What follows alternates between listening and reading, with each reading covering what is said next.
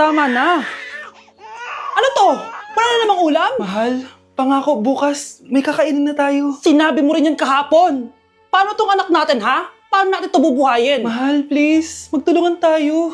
Makakaahon din tayo dito. Ayoko na. O ito, ikaw na maghalaga niyan. Mahal, please, wag mo naman kaming iwan. Babalik na ako sa dati kong buhay. Sa buhay na nakakakain ako na masarap. Sa buhay na nakakapag-party ako. Sa buhay na prinsesa ako. Ayoko na ng gantong buhay. Mahal, please, babawi ako. Kaya mo na yan. At wag mo na ako gugulin, ha? Anak, pangako hindi kita iiwan ha. Nandito lang ako para sa'yo. Hindi kita papabayaan. Okay, Mr. Ramon? Ma'am, tanggap na po ba ako sa trabaho? Sorry sir. Based sa resume mo, hindi ka pala nakapagtapos ng college. Ang hanap po namin is college graduate. Uy Ramon, mukhang galing ka sa interview ah. Natanggap ka? Hindi nga eh. Baka may alam kang pwede kong pasukan ng trabaho. Pwede ako. Sige, sabihan kita ha. Salamat Susan. Dami naman basura dito. Ramon, may hiring daw yung kakilala ko at pwede ka daw doon magtrabaho. Ha? Talaga? Sa wakas, mabibilin ko na lahat ng pangangailangan ng anak ko. May anak ka pala? Oo. Iniwan kami ng nanay niya dahil di niya kaya tong gantong buhay. Hayaan mo, hindi mo deserve yun. Wow, ang bilis. May pumalit na agad sa akin? Mali ka nang iniisip. Alam mo ba Ramon, nabibili ko na lahat ng gusto ko ngayon. Kumakain kami sa magandang restaurant at nakatira ako sa mansyon. Ha? Honey, tara na. Ipag-shopping pa kita mamaya. Baka malit pa tayo sa dinner natin. Okay, honey. Papunta na. At ikaw babae ka. Kung ayaw mong masira ang buhay mo, layuan mo yung lalaking yan. Kapag pinirmahan mo to, akin na lahat ng mga kayamanan mo. Oh, pirmahan mo na. Tita, wala naman ako field trip ah. Hindi pa ba sinasabi ng teacher niyo na may field trip kayo? Anak, okay lang. Pipirmahan ko na to para makasali ka sa field trip niyo. Walang iya ka talaga, Rosa. Wala ka talagang titira sa akin, ha? Manda ka talaga sa akin. Mabilis ka talagang utuin, Susan. Salamat, Mare.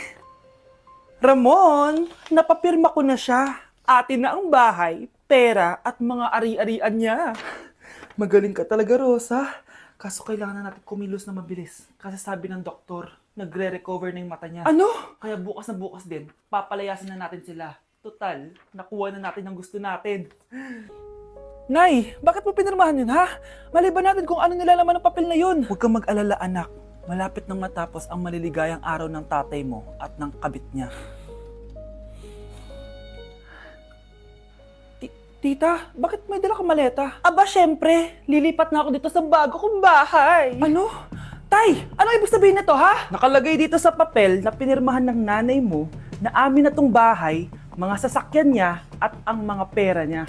Napakahayop nyo! Bakit ang ingay? Ano nangyayari? Nay, kinuha na nila lahat sa atin! Ayan, magsama kayo mag-ina. Ngayong nasa amin na ang lahat, pwede na kayong lumayas. Ramon, magse-celebrate tayo ha! Ang galing nyo din, no? Ha? Nakakakita ka? Bago kayo mag-celebrate, i-check nyo muna kung pirma ko ba talaga yung nakalagay dyan. Hindi pwede to! Tay! Attorney! Kita mo naman kung ano ginawa na tong dalawang to, di ba? At nandito na rin ang ebidensya na magpapatunay na naghaharutan sila sa loob ng bahay ko. Anong gagawin niyo sa amin, ha? Mahal, huwag mo naman gawin sa amin to, please, oh. Magbabago ako, please. Oh, eh! Sorry kung natatapakan kayo pagka-love team nyo, ha? Arestuhin nyo na yung mga yan. Mag-celebrate kayo sa kulungan. Kayong dalawa, sumama na kayo sa akin sa presinto.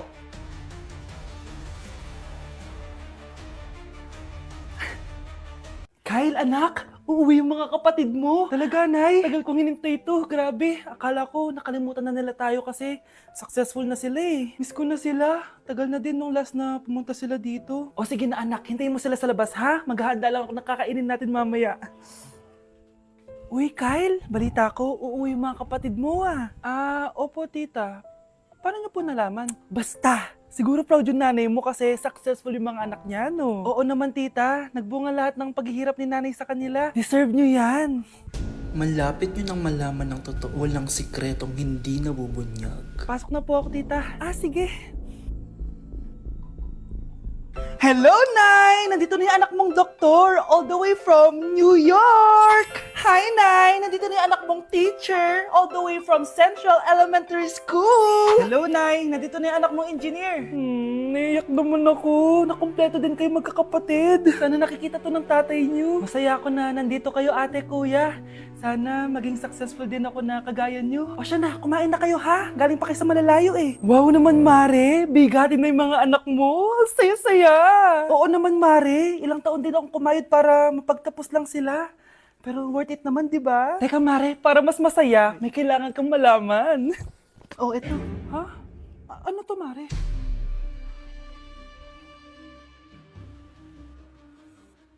Nay, bakit po? Mga sinungaling kayo? Paano niyo nagawa sa akin to, ha?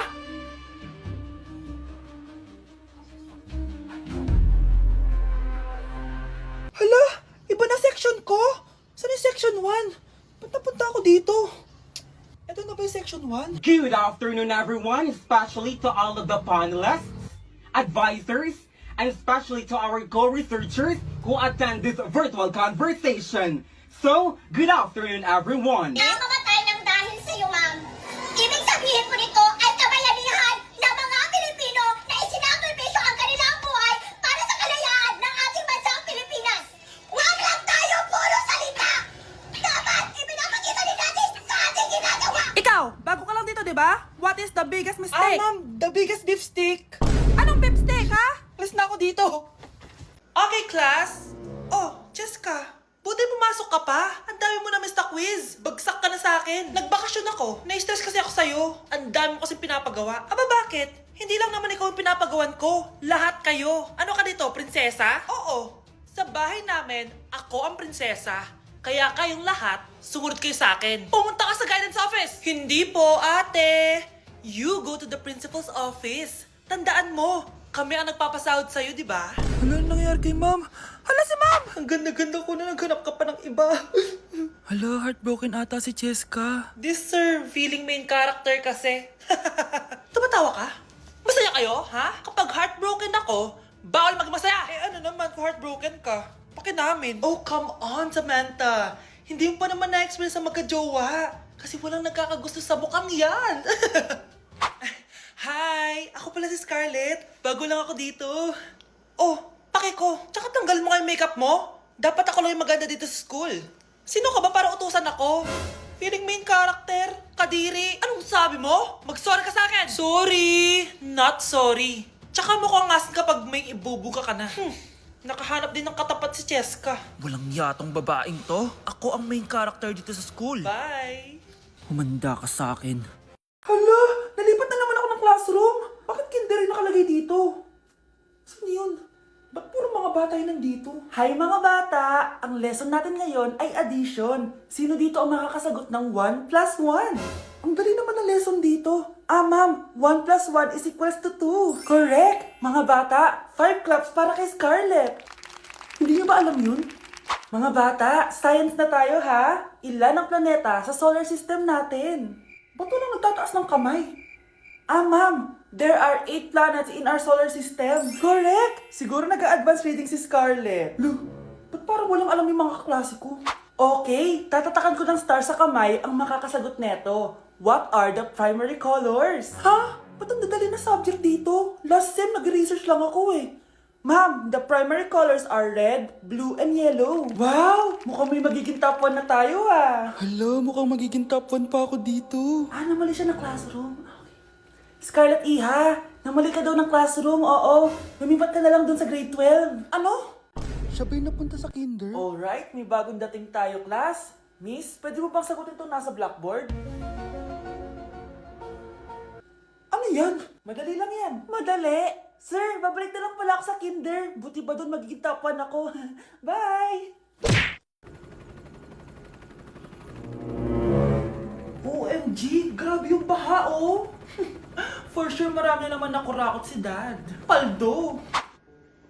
Oh, Cheska, ba't ang aga mo? Di ba traffic kasi baha? Ay, opo ma'am, baha nga po eh. Kaya pinag-helicopter na ako ni Daddy para safe ako. Kawawa nga po yung mga tao eh. Wow, sana all. Yes Daddy? Opo, nandito na po ako sa school. Yung baon ko 1 million ha, send mo na. Ha? 1 million yung baon niya? No! Binasa mo yung Chanel bag ko! Sorry Teka, alam mo ba kung magkano to ha? 600,000 to! Mas mahal pa to sa bahay nyo! Napakamahal naman yan. Whatever, papabili na lang ulit ako. Salamat ka, mabait ako. Nahiya naman tong 300 peso na bag ko. Be, tara sa kantin. Nag-crave ako ng siomay tsaka ng kwek-kwek. Tara. Pwede bang sa Wolfgang na lang tayo mag-lunch? Hindi kasi ako sanay sa mumurahing pagkain. Be, anong kala mo sa akin? Anak ng CEO? Ano ba yan? Hindi ba kayo binibigyan ng allowance ng daddy nyo? Ako na nga lang. Hindi ka naman ganyan dati. Okay, class. Si Cheska na ang bago nating treasurer. Ma'am, wag si Cheska. Kukurakutin niya lang yung class funds natin. Parang tatay niya. Flood control, ayaw. Gastos, gusto. Kaya mayaman si Cheska kasi korap ang pamilya niya. Ang laki ng tax na binabayaran ko. Sa Disney Princess pala natin napupunta lahat. Habang kami, binabaha na dito. Ikaw pa helicopter lang. Wow, napaka-lavish mo naman. Tsaka, pairam muna ako nito Chanel bag mo ha. May ambag din ako dito, no?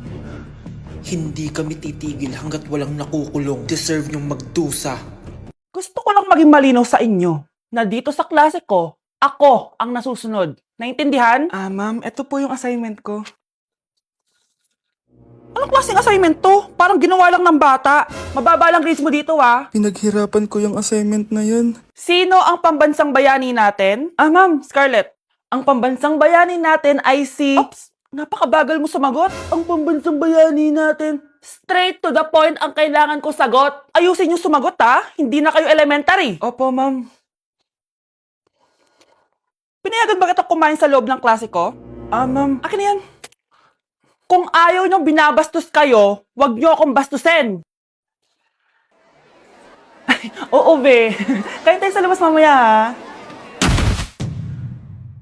Hala, galit na si ma'am. Umalis lang ako saglit, ganyan na kayo. First meeting pa lang natin, pinapakita niyo ng mga ugali niyo. Buti pa yung kabilang section, tahimik lang. Kayo na ata ang worst section na napuntahan ko. Kung kami ang worst section, ikaw ang worst teacher. Sorry po, ma'am. At dahil dyan, bibigyan ko kayo ng maraming assignment. Ma'am? Oh, Scarlett, kamusta ka? Sana ikaw na lang ulit teacher namin. Ang sungit ng bago naming teacher eh. Hayaan mo. Next quarter, ako na ulit ang magiging teacher nyo. Talaga, ma'am? Thank you, Lord! Okay, class! Namiss niyo ba ako? Bumalik na si ma'am! At dahil first meeting natin, hindi muna ako magli-lesson. Gusto nyo ba yon? Ma'am, pwede po kami kumain sa kantin? Sure! Oh, yung mga gustong kumain, kumain na. Gawin nyo na lahat ng gusto nyong gawin. Basta, today lang yan ha. Next week, magli-lesson na tayo. Grabe, ang bait talaga ni ma'am, no? True be, Kaya favorite ko yan si ma'am eh. Tara na, kain na tayo. Okay, class, what is the powerhouse of the cell? Scarlett? Ano ba yun? Starts with letter M. Mitochondria? Very good! Kaya mo naman pala eh. Thank you, ma'am. Oh, class, mag-e-exam kayo ha. Dinalian ko na to para sa inyo. Lahat ng nasa lesson natin, nandito. Okay, get one and pass. Oo nga, ang dali lang. Makaka-perfect pa ata ako. A few moments later. Okay, time's up. Pass your papers. Wow naman, lahat kayo nakakuha ng high scores. Magaling ka kasi magturo, ma'am. Okay, class, dahil Friday ngayon, gusto ko mag-enjoy kayo sa weekends. Kaya naman, hindi ako magbibigay ng assignment. Yes, thank you, ma'am. Makakagala ako. At isa pa, class, malapit na mga anak si teacher, oh. Magli-leave muna ako ng ilang months. Ha? Habang wala ako, si Ma'am Diana muna ang papalit sa akin. Maging mabait kayo sa kanya, ha? Hi, class. Namiss niyo ba ako? At dahil first meeting natin, may surprise quiz kayo. Nandito na naman yung pet peeve ko. Hindi. Hindi!